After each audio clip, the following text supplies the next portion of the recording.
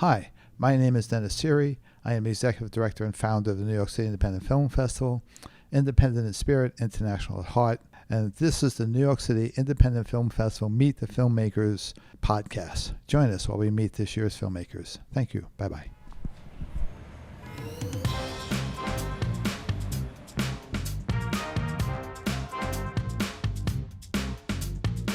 We're here today with Liza and Tyler. Thank you for joining us. Welcome. Tell us a little bit about yourself. Introduce yourself and tell us a little bit about you. Hi, everyone. My name is Tyler Coon. I am a graduate student at the University of Southern California studying film production. My focus is mostly in directing and writing, but I've been doing a lot of producing this last year, which has been fun and new. And if you have experience producing, a bit terrifying. I'm from Massachusetts, born and raised in Berkshire County, Massachusetts. Very proud of that. It's a lovely place. And let's see, I like baseball. I like cooking, and that pretty much covers it, I think. And Liza? Yeah, my name is Liza Rash. I am from Kentucky, very small town in Kentucky called Fort Mitchell. I grew up really not surrounded by any artists. My dad is a football coach. Both my parents are school teachers. My brother played sports his whole life. And then I came along and I was kind of like, put me on a stage. My background is mainly in theater. I got a theater degree and I graduated in 2022 from Western Kentucky University. And then I moved out to California shortly thereafter. And actually, when I met Tyler, I think I'd only lived here for, I don't know, probably like a month or something, which is really crazy to think about now. But yeah, I've been in LA for almost a year and a half now, and things are great. Other than that, I mean, other than acting, I sing. I love to sing. I too love to cook. Um, I have a pet snail. He's fun and weird. His name is Lunchbox. Um, yeah, I mean, that's really all. There's not a lot to me. Okay. So we'll start with Tyler there. What made you want to become a filmmaker? What was that moment? How did that happen? Yeah. So I didn't get into filmmaking until I was already I was getting my undergraduate degree at UMass. And I went in as political science because I watched House of Cards and thought that was cool. And then I saw Wolf of Wall Street and I switched to finance. Um, I saw a movie 21 and I was like, oh, actually, I'm going to be a card counter. And I was basically always being like influenced by the media I was consuming. And at some point, I kind of was like, actually, I think I just like the idea of like getting lost in these worlds. And it's really cool that someone could watch something and feel so affected by it that they're going to be like, oh, I'm going to choose my major based on House of Cards. And so then I was like, okay, someone's writing these things. That must be a job. And that's what got me into it. I started doing screenwriting. Then I started making little YouTube videos with friends. And from there, I just fell in love with the process of directing and editing and all that. Okay, great. Thanks. And Liza? Yeah, I mean, there are videos of me from when I was 4 years old playing soccer, and as soon as I saw that my mom had a video camera going, I ran straight up to it and didn't care about the game anymore. I don't know. I like to be in front of people. I am a people person. And a little bit like Tyler, I had so many interests. I could have done so many things. One day I wanted to be a lawyer growing up. The next day I wanted to be a midwife. The next day I wanted to be, I don't know, a politician. I don't want to be any of those things actually. I just find it really cool to learn about the world through acting, and through character development and diving into a character and, like Tyler said, getting lost in a world, because it creates something so much bigger than yourself, and it's really nice to kind of escape to there. But also to live a really rich life. Like being an actor requires a lot of empathy. You have to have empathy for every kind of human. And that is something that really interests me.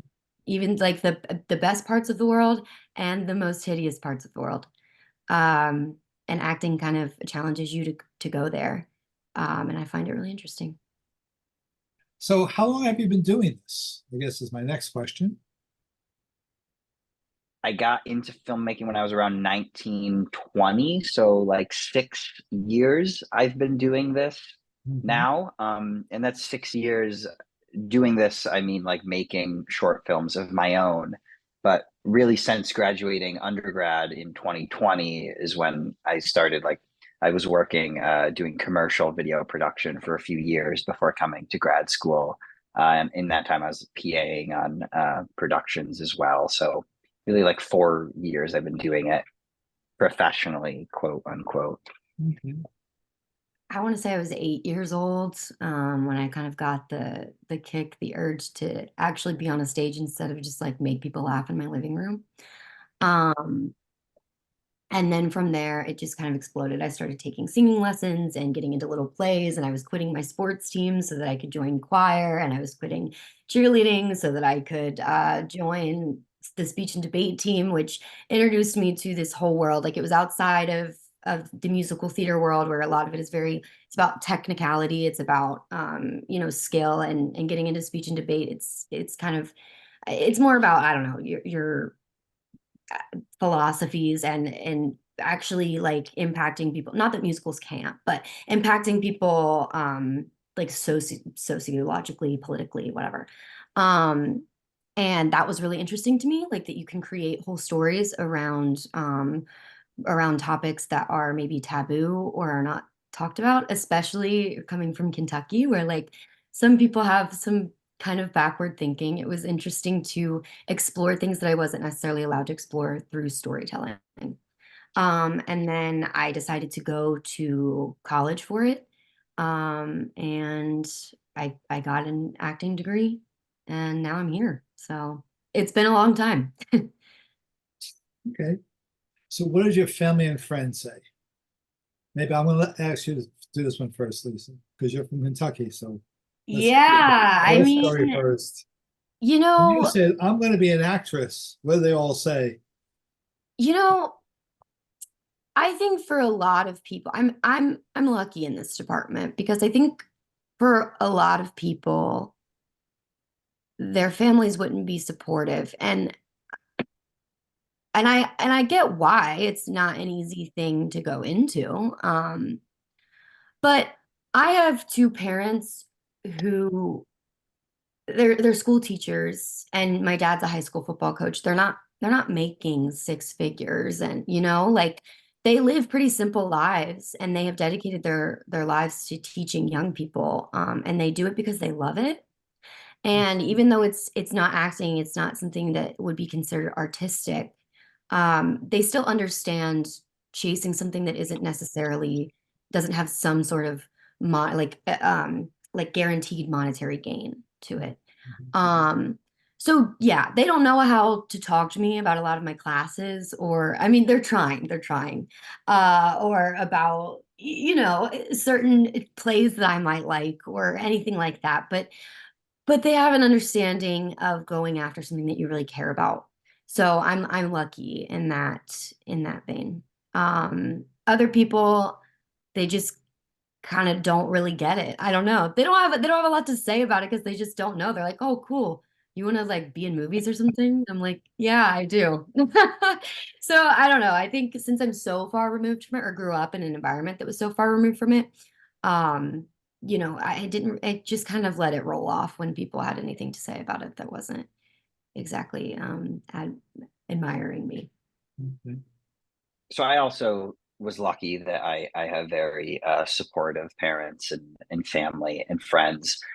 I think so. They all, I guess, similar. The place I grew up in, Massachusetts, is like Kentucky in many ways. I think, in that there's no, like, they don't know what making a movie is. They don't know what a producer does. They barely even know what a director does, I think.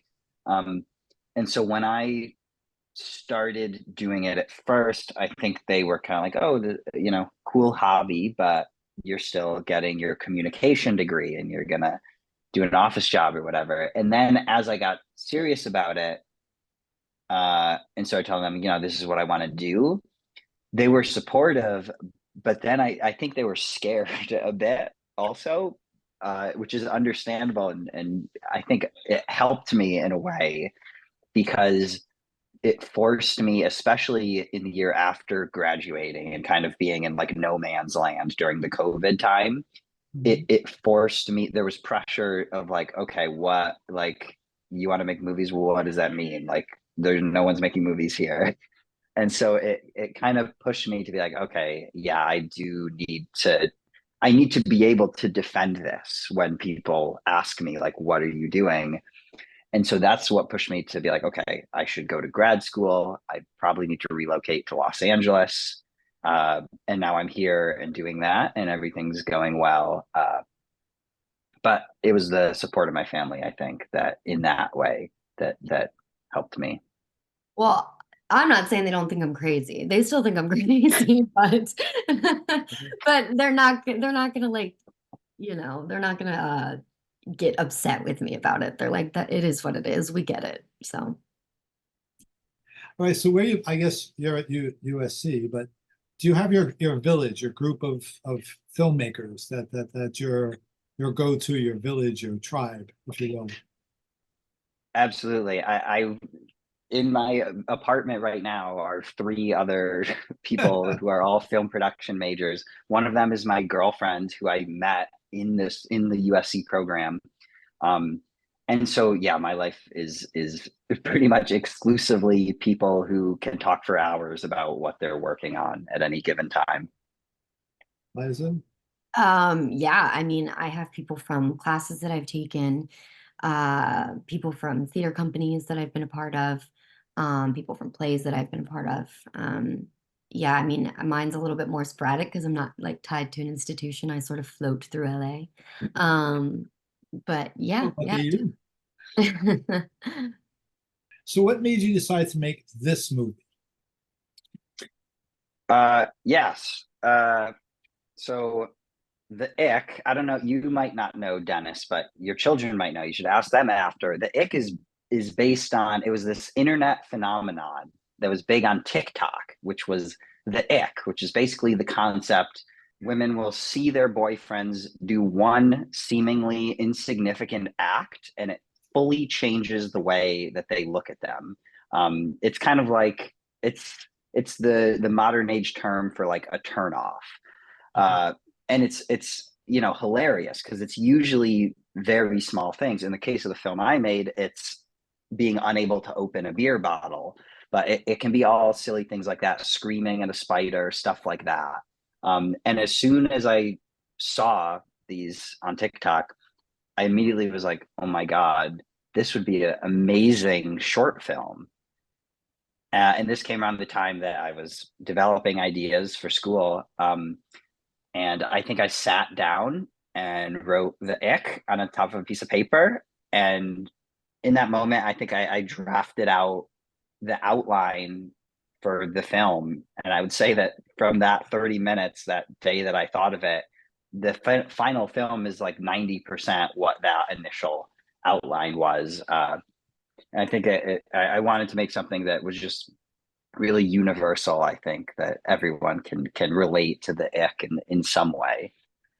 Liza, when he came to with it, what was your thoughts? I mean, I identified a lot with Lizzie. And I thought that it was really smart and hilarious. And honestly, I love a moment where I kind of get to blow up as an actor. Like that whole point leading up to that night sort of feels like there's all this tension building within her. And I thought that was really fun. And I had a wonderful time at the callback that I was very late to. Yes. And They hired you anyway. we clicked. I think a part of it is like being comfortable too with the people that are making the movie, and they were fantastic. And I really liked what everything that Tyler just said about it, he said to me as well. And I liked that there was a real vision behind it and a meaning behind it. And yeah. The whole film rides on the connection between the boyfriend and the girlfriend characters. And so what we did for the audition is we called in all of our male actors and all of our female actors and had them audition together, and we rotated them through so that each actor was auditioning with the other three, because we were also doing an audition and chemistry test in one. And Liza was so late that she missed all of that, and all the other actors had gone home, and me and my producer Christy were waiting there. And I think we were both like tired, and Christy was really hungry, and we were debating, like, should we just tell her like it's fine and whatever, like go with one of the people who showed up. And so we were waiting, and we kept being like, oh my god, this Liza girl. And I think at some point we were kind of like, I mean, even if she comes in is great, I don't know if she'll get it at this point. And then she came, and you read with Christy, the producer, you played the scene with her, and you left. And me and Christy, I think we laughed and we're like, oh my God, she showed up 2 hours late and she's the one. I think she's the one for the part. Yeah.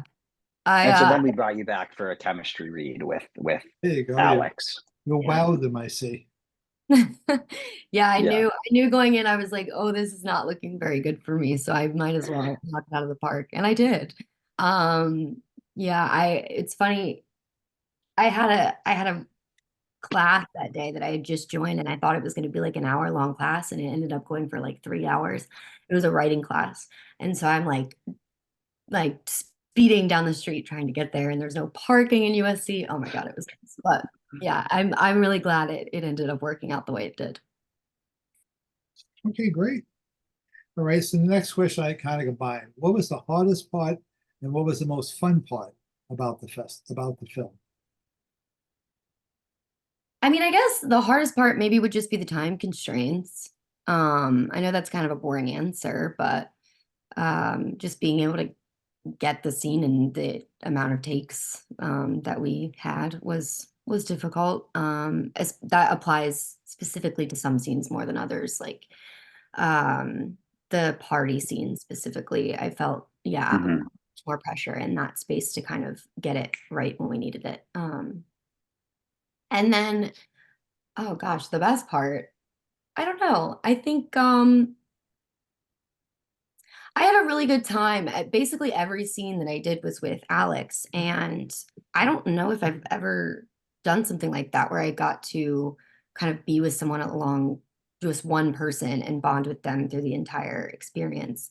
And it was really cool just to kind of sit down and go through each scene with him and see how he thought about it and see how I thought about it and try and make those ideas mesh together, and then have Tyler come in. Yeah, it was really cool. The hardest part for me on this project was it was the first time that I had not edited my own work. Christy was my editor, and it was very tough for me to give up that control. But I think it was probably perhaps the most valuable part of this whole process for me, was sort of stepping into the real world of film and not being the writer, director, producer, cinematographer, editor all in one. And it was painful at times. There were times when it's like I had to resist every urge to be like, let me just, instead of explaining what I want, let me just do it quick. It will be quicker. But that's the job of the director, of course, is communicating that vision. And just a lot the way here, forcing myself to communicate what I want instead of just doing it myself elevated the material for one. It was also, so valuable of a learning process.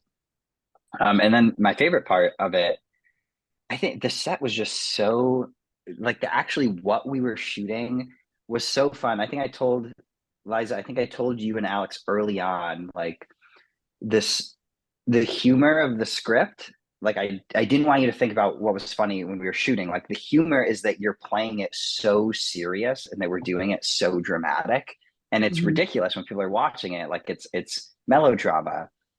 And so the scenes just where you're blowing up and like turning and screaming at him, like on the verge of tears, like you couldn't open a beer, Caleb, is hilarious to me. And just getting those shots and like trying to, it felt so satirical and fun. It was just delightful getting that. You know what I thought about recently? The moment where we were trying to tape the camera to the beer so that I could get it out of the fridge. And I don't even Yeah, know how many takes we did. We spent so much time on that beer with in the fridge. we Uh, did it, and it did not make it in. it didn't. Yeah, It yeah. was too, we decided it was just stylistically Yeah. different. It was a great idea, but it just felt so totally different from everything else. That was kind of a lot of fun. We all came together at that point and we were like, okay, what can we do to make this work? Yeah.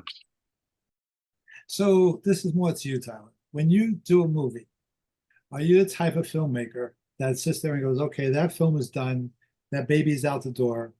I'm gonna, yes, there's a couple of mistakes in there that, I've learned from, but that baby's gone.